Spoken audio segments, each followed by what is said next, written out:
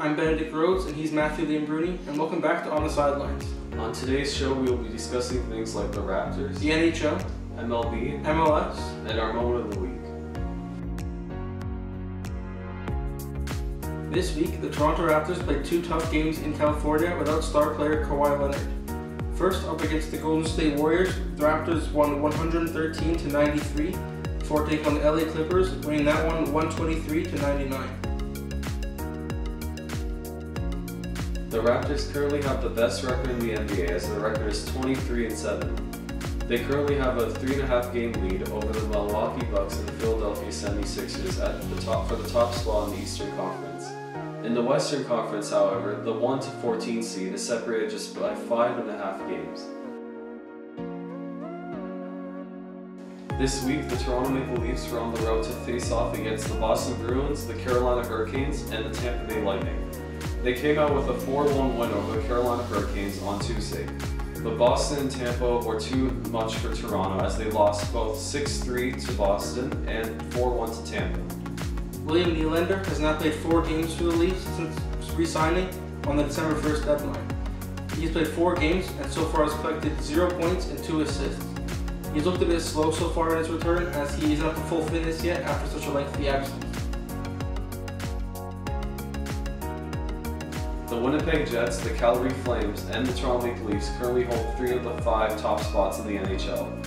Another surprising team is the Edmonton Oilers, who are succeeding under their new coach Ken Hitchcock, after their other coach Todd McLellan was fired this year.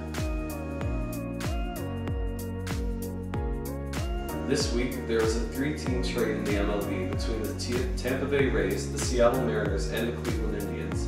The 2 key players in this trade include Edwin Encarnacion to the Seattle Mariners, while Carlos Santana goes back to the Cleveland Indians.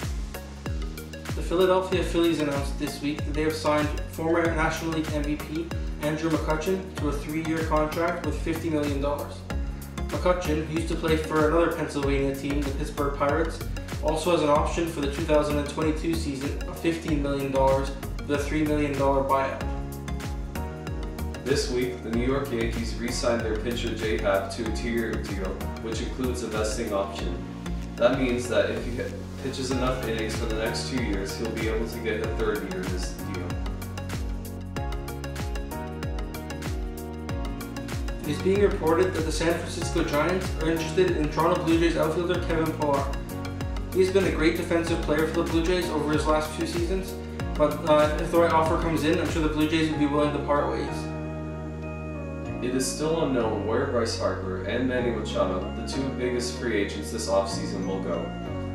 The Philadelphia Phillies have been one of the teams that are interested in one of the 2 players. Earlier this week, the Toronto Blue Jays released star shortstop Troy Tulowitzki.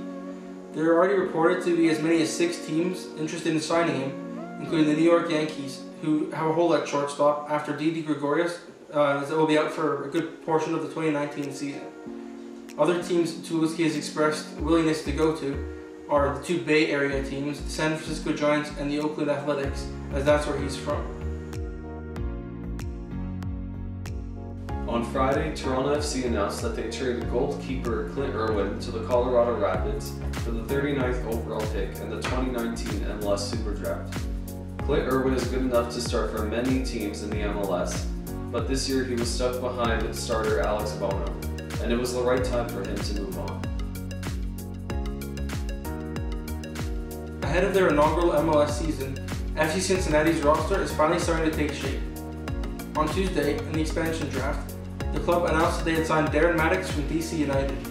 Mattocks was going to be stuck behind star Wayne Rooney and wasn't going to get much playing time, so a move to an inexperienced FC Cincinnati side was good for the Jamaican striker. The club also announced that they had signed Greg Garza, formerly of Atlanta United. Garza will provide veteran leadership in the back line, along with former Vancouver Whitecaps defender Kendall Waston. He made it clear at the end of the season he did not want to stay in Vancouver. This week, we have chosen the 2018 MLS Cup as our On The Sidelines moment of the week. For the second time this year, Joseph Martinez's Atlanta United side is involved in our moment of the week, this time picking up a MLS Cup with a 2-0 victory over the Portland Timbers. Martinez picked up MLS Cup MVP, scoring 1 goal, as it capped off a record-breaking season.